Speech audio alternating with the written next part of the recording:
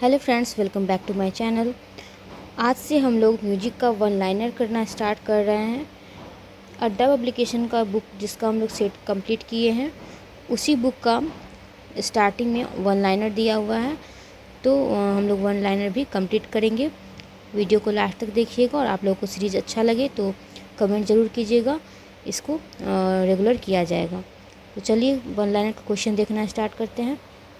ये म्यूजिक का स्टेट और बीपीएससी टीआरई 4 दोनों के लिए काफ़ी महत्वपूर्ण है। जिसमें भी म्यूजिक पूछता है जो भी एग्ज़ाम में, उसके लिए इम्पोर्टेंट होने वाला है ये सेशन। तो चलिए करना स्टार्ट करते हैं हम। तो पहला क्वेश्चन हम लोगों का क्या है? पहला क्वेश्चन है, सनातन धर्म के अनुसार संगीत की उत्पत्ति किससे मानी गई है? तो बताइए फ्रेंड्स, सनातन धर्म के अनुसार संगीत की उत्पत्ति किससे मानी गई है? तो ओम से मानी गई है। किससे मानी गई है? ओम से मानी गई है। फिर है अ उ म का क्या अर्थ है? तो अ का अर्थ है ब्रह्मा, उ का अर्थ है विष्णु और म का अर्थ क्या है? महेश है। ठीक है, ब्रह्मा विष्णु महेश। ओम की जो उत्पत्ति है सनातन धर्म में, संगीत की उत्पत्ति ओम से मानी गई है। और ओम में जो अ उ म आते हैं, तो अ का अर्थ है ब्रह्मा, उ का अर्थ है विष्णु और म का अर्थ क्या है? महेश है। फिर है नारदीय शिक्षा ग्रंथ के रचयिता कौन है? नारदीय शिक्षा ग्रंथ के रचयिता नारद मुनि हो जाते हैं। फिर है संगीत में किसे समाहित किया गया है? तो संगीत गायन वादन नृत्य का सम्मिलित रूप माना जाता है, तो वही यहाँ पे बताया गया है। फिर है हमारा पक्षियों व पशुओं की ध्वनि से स्वरों की उत्पत्ति मानी गई है। तो ये कहाँ दिया गया है? ये बात बताया गया आपको नारदीय शिक्षा में, ठीक है, जो नारद मुनि के द्वारा लिखा गया है। फिर है हमारा प्राचीन शास्त्रों में संगीत को किसकी उपाधि दी गई थी? तो ये गांधर्व की उपाधि दी गई थी। ठीक है। फिर है हमारा भारतीय संगीत किस काल में कर्नाटकी व हिंदुस्तानी संगीत में विभाजित हुआ है? तो ये पूर्ण मध्यकाल के अंत में हुआ है। भारतीय संगीत पूर्ण मध्यकाल के अंत में कर्नाटकी व हिंदुस्तानी संगीत में विभाजित हुआ है। फिर है हमारा नेक्स्ट क्वेश्चन, ऋग्वेद की गैर ऋचाओं से सामवेद के अनुरूप किसकी रचना की गई है? तो साम संहिता की रचना की गई है। फिर नेक्स्ट है हमारा, सर्वप्रथम वैदिक काल में कितने स्वर प्रचलित थे? तो 3 स्वर प्रचलित थे वैदिक काल में। कौन कौन से? उदात्त, अनुदात्त और स्वरित। ठीक है। फिर है हमारा, वे सुपंडित जो सामिक स्वरों में सामगान करते थे क्या कहलाते थे? तो वो कहलाते थे ऋत्विज। ठीक है, ऋत्विज कहलाते थे। फिर आपको पूछ रहा है प्रमुख ऋत्विजों की संख्या कितनी होती थी? तो प्रमुख ऋत्विज थे 3। ठीक है, कौन कौन थे? प्रस्तोता, उद्गाता और प्रतिहर्ता। फिर हमारा सर्वप्रमुख पूछ रहा है, सर्वप्रमुख ऋत्विज किसे कहते थे? तो सर्वप्रमुख ऋत्विज जो थे ये थे उद्गाता। ठीक है, ये सबसे ज़्यादा प्रचलित थे उद्गाता। फिर हमारा है, संगीत की धाराएं मानी जाती है। तो ये 2 मानी जाती है, मार्गी और देसी संगीत। ठीक है, मार्गी और देसी संगीत मानी जाती है। फिर नेक्स्ट है हमारा, नियमबद्ध व अपरिवर्तनीय संगीत क्या कहलाते हैं? तो ये मार्गी कहलाते हैं। नियमबद्ध व अपरिवर्तनीय संगीत मार्गी कहलाते हैं। फिर है, नियमापेक्षात्य शिथिल व परिवर्तनीय संगीत क्या कहलाते हैं? जिस संगीत का परिवर्तन किया जा सकता है वो संगीत देसी संगीत कहलाता है। ठीक है, तो देसी संगीत हो जाएगा। फिर है, नाट्य शास्त्र की रचना कब मानी जाती है? तो दूसरी सदी में मानी जाती है या फिर 5वीं सदी। ठीक है, इसका आपको फिक्स नहीं है, ऑप्शन के अकॉर्डिंग मारिएगा। ऑप्शन में अगर दूसरी सदी दे रहा है तो दूसरी सदी मारिएगा, 5वीं सदी दे रहा है तो 5वीं सदी मारिएगा। ठीक है। फिर है, समुद्रगुप्त कौन सा वाद्य यंत्र बजाते थे? तो समुद्रगुप्त वीणा बजाते थे। ठीक है। फिर है, बृहदेशी पुस्तक का रचनाकाल पूछ रहा है, तो ये 6ठी सदी हो जाएगा। ठीक है, 6वीं सदी हो जाएगा। मतंग मुनि द्वारा रचित था बृहदेशी। नेक्स्ट है हमारा, जाति गायन पूछ रहा है, जाति गायन का प्रबंध गायन के रूप में विस्तार किस ग्रंथ में मिलता है? तो जाति गायन का प्रबंध गायन के रूप में विस्तार मिलता है संगीत रत्नाकर में, जो कि 13वीं सदी में रचा गया था और सारंगदेव द्वारा रचा गया था। और इसी ग्रंथ को कहा जाता है सप्ताध्यायी ग्रंथ। ठीक है, सप्ताध्याय, क्योंकि इसमें 7 अध्याय होते हैं इसीलिए सप्ताध्याय। फिर है तमिल संगीत का विकास किस काल में हुआ? तीसरी शती ईसा पूर्व हुआ था तमिल संगीत का विकास। फिर है तमिल संगीत का उद्भव किसके द्वारा किया गया था? तो अगस्त्य मुनि और उनके शिष्य के द्वारा किया गया माना जाता है तमिल संगीत का उद्भव। फिर है दक्षिण की साहित्य, कला एवं शिक्षा की संगोष्ठी क्या कहलाती थी? तो ये कहलाती थी आपको संगम, ठीक है, संगम कहलाती थी। नेक्स्ट है तमिल का महाकाव्य किसे कहते हैं? तो चिल्लप्पदिगारम को कहते हैं तमिल का महाकाव्य। तमिल का महाकाव्य चिल्लप्पदिगारम को कहते हैं। नेक्स्ट है हम लोगों का तमिल संगीत में मुख्य सप्तक को क्या कहते थे? तो तमिल संगीत में मुख्य सप्तक को पन कहते थे। फिर है स्वरों के गौण समूह को क्या कहा जाता है? तो तीरम कहा जाता है। स्वरों के गौण समूह को तीरम कहते हैं। फिर पर्वतीय क्षेत्रों के सप्तक को क्या कहते थे? तो मुल्लईपन कहते थे। पर्वतीय क्षेत्रों के सप्तक को मुल्लईपन कहते थे। फिर समुद्री क्षेत्र के सप्तक को क्या कहते थे? तो समुद्री क्षेत्र के सप्तक को कहते थे नैथलपन, ठीक है। ये आपको दक्षिणी संगीत के बारे में दिया जा रहा है। तो समुद्री क्षेत्र के सप्तक को क्या कहते थे? नैथलपन। वन क्षेत्र के सप्तक का नाम क्या था? तो ये कुरंजीपन है, ठीक है। वन क्षेत्र के सप्तक है कुरंजीपन। फिर है हमारा हरे भरे क्षेत्र के सप्तक का नाम, तो ये मरुदमपन था, ठीक है। हरे भरे क्षेत्र के सप्तक का नाम पूछेगा तो क्या हो जाएगा? मरुदमपन हो जाएगा। फिर है हमारा रेगिस्तान के बारे में पूछा गया, तो रेगिस्तान क्षेत्र के सप्तक का नाम तो ये था पालईपन। रेगिस्तान क्षेत्र के सप्तक का नाम क्या था? पालईपन। उलय क्या था? तो उलय जो था ये तमिल संगीत का स्वर उलय कहलाता था। तमिल संगीत के स्वरों की ऊंचाई निचाई को क्या कहते हैं? तो केल्वी कहते हैं, ठीक है। क्या पूछ रहा है? तो तमिल संगीत के स्वरों की ऊंचाई निचाई को केल्वी कहते हैं। फिर नेक्स्ट है हमारा तमिल संगीत में श्रुति को क्या कहते हैं? तो अलुक कहते हैं, ठीक है। तमिल संगीत में श्रुति को अलुक कहते हैं। और तमिल संगीत में ताल को क्या कहते हैं? तो सिर या पानी कहते हैं। तमिल संगीत में ताल को सिर या पानी कहते हैं। नेक्स्ट है हमारा नेक्स्ट पूछा गया है तिरुवाचकम किस परंपरा की सांगीतिक रचना है? तो तिरुवाचकम जो है ये शैव परंपरा की सांगीतिक रचना है। और इसमें 3 आते हैं, तेवारम, तिरुवाइमोजी और तिरुपुंगल, ठीक है। ये तीनों रचना है शैव परंपरा का, ठीक है। ये तीनों शैव परंपरा का रचना है, ध्यान रखिएगा। नेक्स्ट है तिरुप्पावई किस परंपरा के सांगीतिक ग्रंथ हैं? तो ये वैष्णव वंश के हैं, ठीक है। वैष्णव वंश के हैं तिरुप्पावई।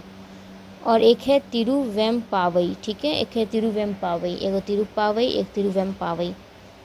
ये दोनों वैष्णव वंश के हैं। फिर संगीत सार पुस्तक के रचयिता कौन है? तो आचार्य विद्यारण्य हैं। तो जिनका समय काल कितना के बीच था? तो 1320 से 80 तक के बीच था।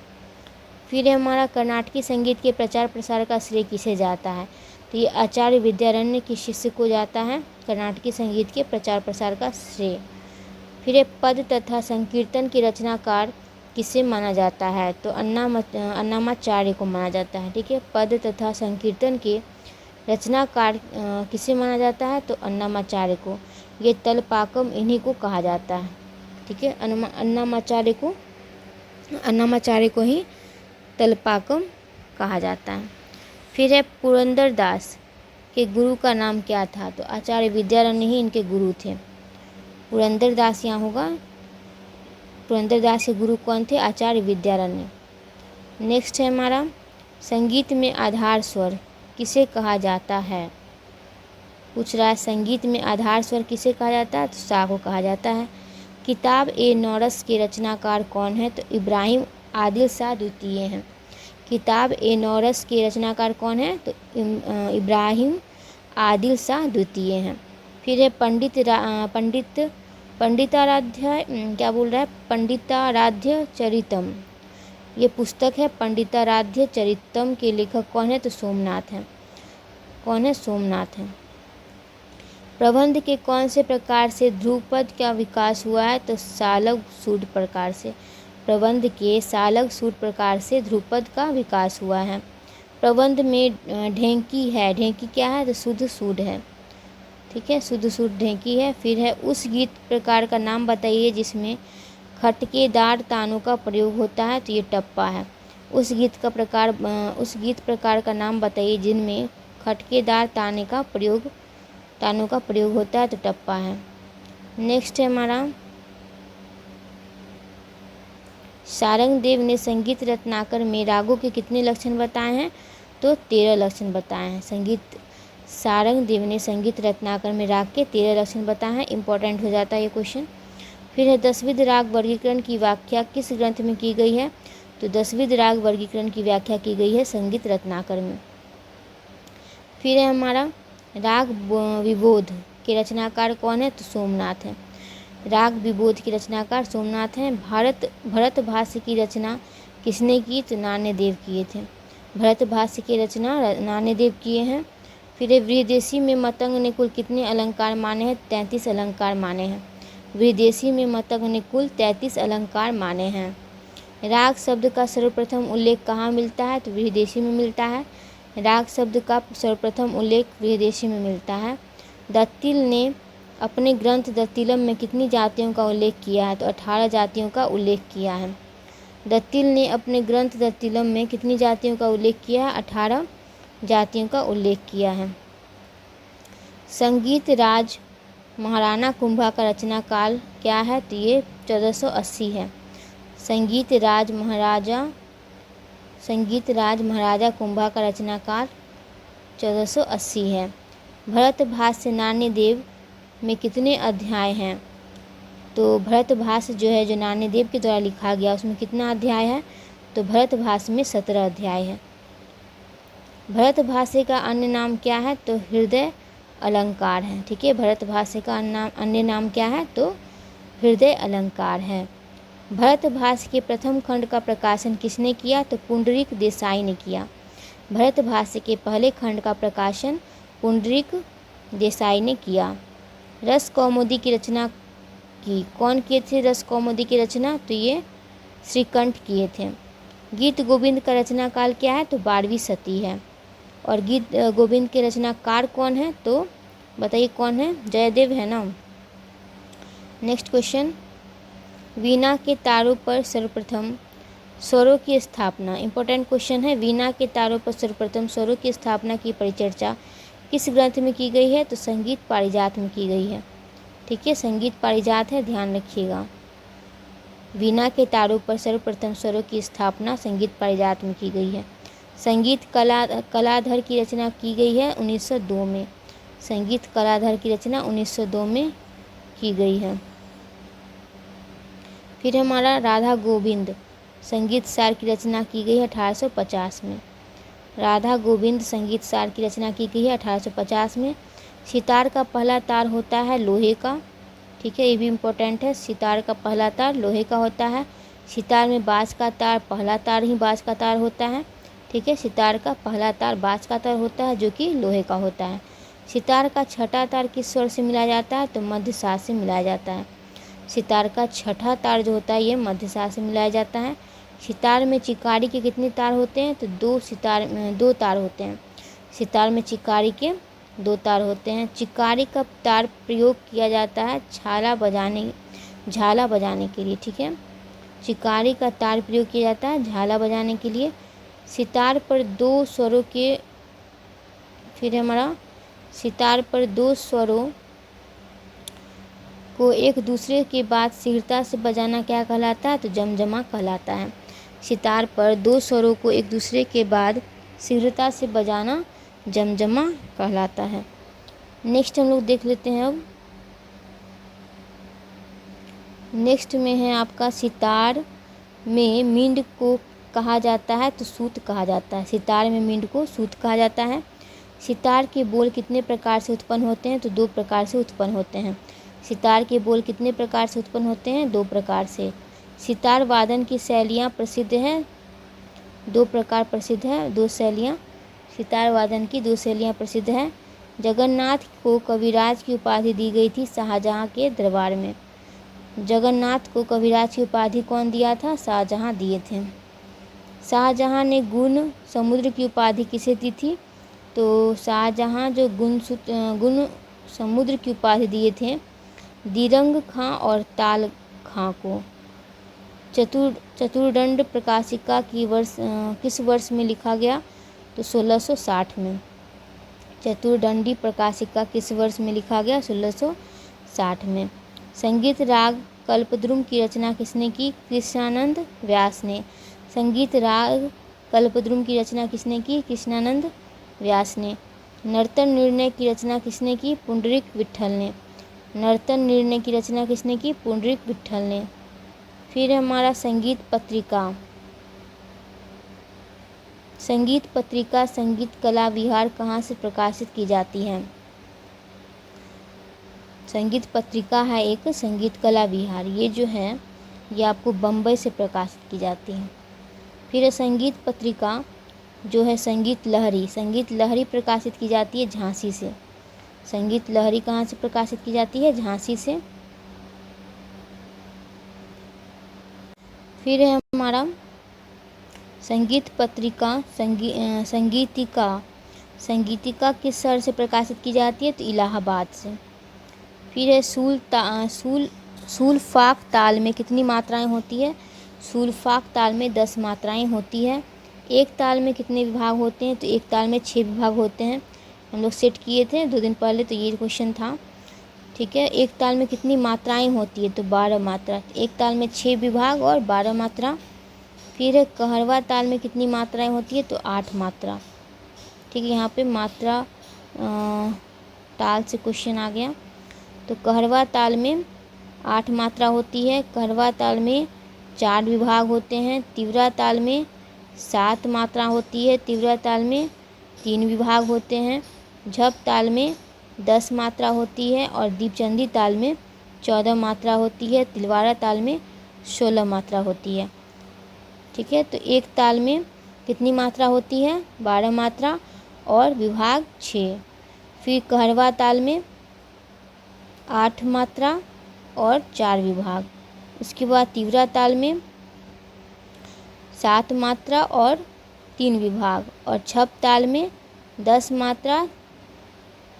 फिर दीपचंदी ताल में 14 मात्रा। तिलवाड़ा ताल में 16 मात्रा। अब है आपको राग तिलक कामोद। अब कुछ क्वेश्चंस राग से आ गए। राग तिलक कामोद की जाति क्या है? तो ऑडव साडव है। राग तिलक कामोद का वादी स्वर क्या है? तो सा है। राग तिलक कामोद का गायन समय क्या है? रात्रि का दूसरा प्रहर। राग तिलक कामोद का ठाठ क्या है? तो खमाज ठाठ का है। ठीक है, ये चारों क्वेश्चन किससे आ गया? राग तिलक कामोद से। राग तिलक कामोद का जाति ऑडव साडव हो जाएगा। वादी स्वर सा हो जाएगा। गायन समय रात्रि का दूसरा प्रहर हो जाएगा और ठाठ हो जाएगा खमाज। फिर है हमारा राग जौनपुरी के बारे में। राग जौनपुरी का ठाठ है आसावरी ठाठ। राग वृंदावनी सारंग का ठाठ है काफी ठाठ। राग वृंदावनी सारंग की जाति है ऑडव ऑडव। राग वृंदावनी सारंग में कौन सी विधा का गायन नहीं होता है? तो ठुमरी नहीं गाया जाता है राग वृंदावनी सारंग में। राग वृंदावनी सारंग के न्यास के बोल कौन है? तो सा रे प है। राग वृंदावनी सारंग का संप्रकृति राग कौन है? तो राग सुर मल्हार है। राग भैरव की जाति है संपूर्ण। ठीक है, राग भैरव की जाति क्या है? संपूर्ण है। फिर नेक्स्ट हम लोग देख लेते हैं राग तिलंग का गायन समय है रात्रि का दूसरा प्रहर। राग तिलंग का ठाठ है खमाज।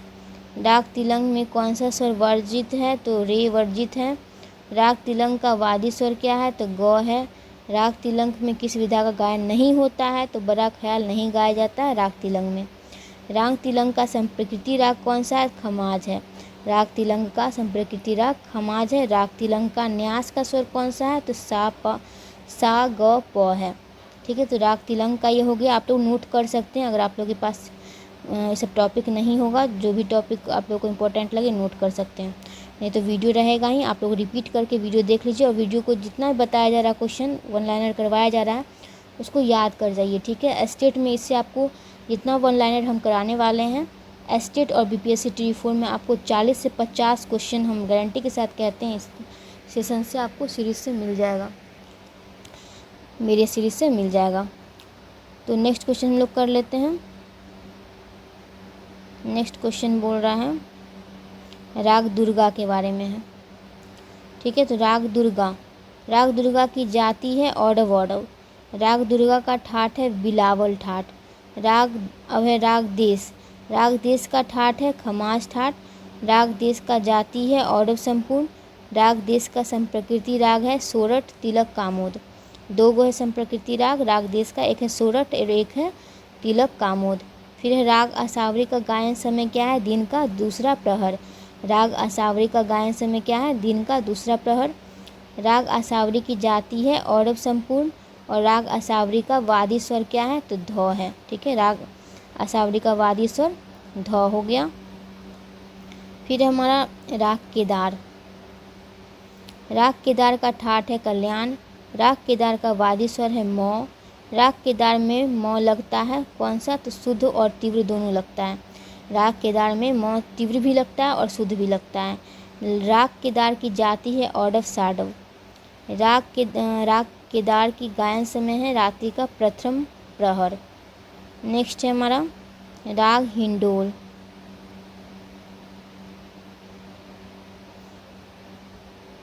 राग हिंडोल का ठाट है कल्याण। राग हिंडोल की जाति है औडव औडव। हिंडोल की प्रकृति है गंभीर प्रकृति का राग है राग हिंडोल। राग बहार का ठाट है काफ़ी। राग हमीर का गायन समय है रात्रि का प्रथम प्रहर। राग गौर सारंग की जाति है वक्र संपूर्ण। ठीक है, राग मारवा की जाति है साडव। राग मारवा की जाति क्या है? साडव है। राग मारवा का संप्रकृति राग है पूर्णिया। राग पूर्वी का वादी स्वर क्या है? तो गौ है। राग पूर्वी है एक संधि प्रकाश राग। और राग सोहनी का ठाट है मारवा और राग सोहनी का गायन समय है रात्रि का अंतिम प्रहर। राग सोहनी की जाति क्या है? तो औडव साडव। राग मुल्तानी की जाति क्या है? तो औडव संपूर्ण। राग शुद्ध कल्याण का गायन समय है रात्रि का प्रथम प्रहर। राग शुद्ध कल्याण की जाति है औडव साडव।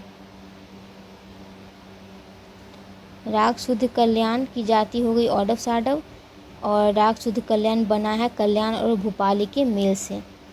फिर है राग बहार का वादी स्वर पूछ रहा है। राग बहार का वादी स्वर क्या है? तो सा है।